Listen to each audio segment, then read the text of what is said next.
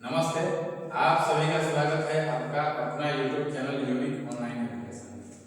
जैसे कि सबको पता है कि चल रहा 10th क्लास का फिजिक्स का एक सीरीज चला रहे हैं अवतल दर्पण में प्रतिबिंब का बनना। इसका 3 पार्ट हो गया है, आज इसका चौथा पार्ट पे हम लोग आ रहे हैं। चौथा पार्ट शुरू करने से पहले हम बता देते हैं कि जो पहला पार्ट नहीं देखा है, जितने भी लोग हैं पहला पार्ट नहीं देखे हैं, उसको पहले जा करके देख लीजिए, क्योंकि अगर वो देख लेंगे तो समझ में आ जाएगा, आधा वहीं पे समझ में आ जाएगा। ये पूरा जितना क्वेश्चन बनेगा इसका वो ये पूरा आधा वहीं पे समझ में आ जाएगा, कहाँ पे वस्तु को रखते हैं तो प्रतिबिंब कहाँ पर बनेगा। तो ठीक है, उस पार्ट को देख लीजिएगा पहला। अब आते हैं इस क्वेश्चन पे। देखिए क्वेश्चन क्या बोला है, क्वेश्चन बोला है अवतल दर्पण में, दर्पण कौन सा है, अवतल दर्पण, पहले बता चुके हैं। यदि कोई वस्तु वक्रता केंद्र और फोकस के बीच हो तो बने प्रतिबिंब की स्थिति एवं प्रकृति को बताना है। तो बोला है अवतल दर्पण को शुरू करते हैं, पहले बनाते हैं अवतल दर्पण। ये हो गया है अवतल दर्पण। इस दर्पण का नाम हम लोग दे देते हैं M और N। इसका लेते हैं मुख्य अक्ष,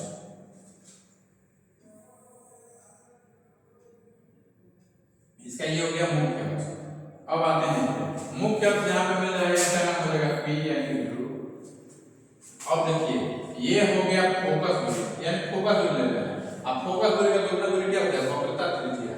यानी अगर यहां से हम दे रहे हैं एक स्केल, यहां पर अगर आ रहा है F, तो इसका दोगुना कितना हो जाएगा, फोकस यानी कि C, लगभग यहां पर क्या हो जाएगा C। ठीक, यहां पर हो गया C। अब देखिए क्वेश्चन बोला है कोई वस्तु वक्रता केंद्र यानी कि वक्रता केंद्र का मतलब यानी कि C, और बोला है फोकस, फोकस यानी F के बीच में रखा गया है। ले लीजिए मान लेते हैं हम कि वस्तु को रखा गया है यहाँ, यहाँ पर वस्तु को रख दिया गया। इस वस्तु का नाम दे देते हैं A। इस वस्तु का नाम हो जाएगा A। आगे बढ़ते हैं। अब जैसे कि पता है कि पहला जो किरण है मुख्य अक्ष के समांतर कहां पर जाता है, दर्पण। दर्पण पर गया, टकराया, टकराने के बाद कहां से होकर के गुजरता है, ये गुजरता है फोकस से होकर के गुजरता है, ये फोकस से होकर के गुजरेगा।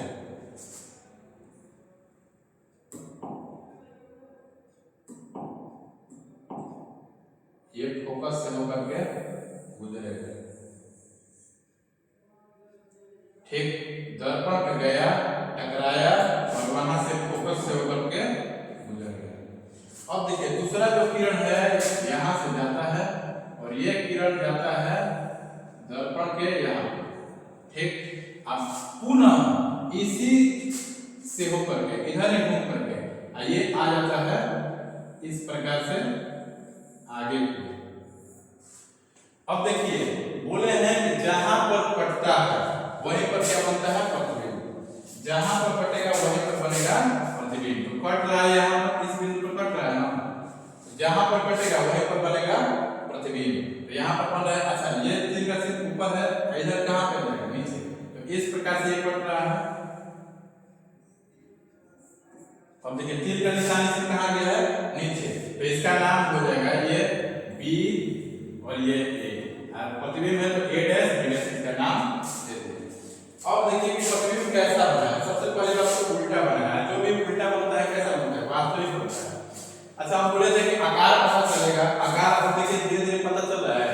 देखिए वस्तु का आकार ये भी, अब प्रतिबिंब A डैश B डैश का आकार देखिए तो बड़ा बन रहा है कि नहीं बन रहा है।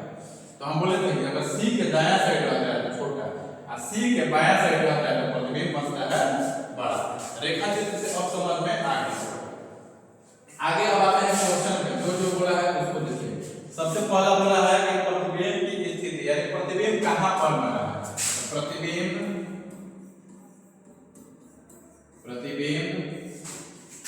की स्थिति, प्रतिबिंब की स्थिति इधर होता है अनंत। बताया था क्या होता है, अनंत। ये है C, दो बिंदु दिखाई दे रहा है अनंत और C। तो प्रतिबिंब कहां पर बना है, अनंत और सी यानी वक्रता केंद्र के बीच। दूसरा बोला है इसमें प्रकृति बताना है, तो प्रकृति देखिए प्रकृति कैसा बना है, सबसे पहला तो उल्टा है, जो भी उल्टा होता है कैसा होता है, वास्तविक होता है। तो प्रकृति कैसा हो जाएगा, वास्तविक, वास्तविक कॉमा उल्टा। अब बताइए बड़ा बना है कि छोटा बना है, देखने से लग रहा है कि बड़ा, और ठीक से बता दें सी के अगर बायां साइड हो रहा है तो बड़ा बनता है। वास्तविक उल्टा वस्तु से बड़ा, यही इसका हो गया। अगर वीडियो पसंद आया हो वीडियो को लाइक करें, चैनल को सब्सक्राइब करें और अपने दोस्तों के पास शेयर करें।